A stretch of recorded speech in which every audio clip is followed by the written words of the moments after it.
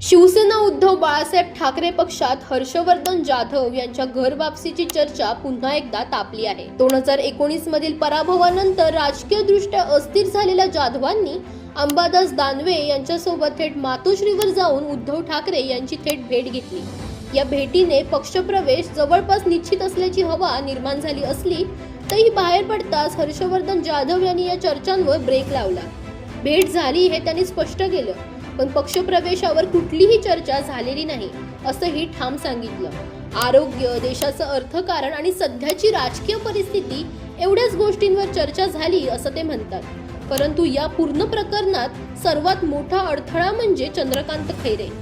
जाधवांच्या पुनरागमनाला त्यांनी आधीच कडाडून विरोध दर्शवला आहे।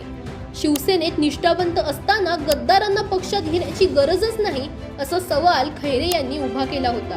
तरीही दानवे यांनी जाधवांना मातोश्रीवर नेलं आणि यामुळे खैरे दानवे संघर्ष पुन्हा पेटण्याची शक्यता वाढली आहे।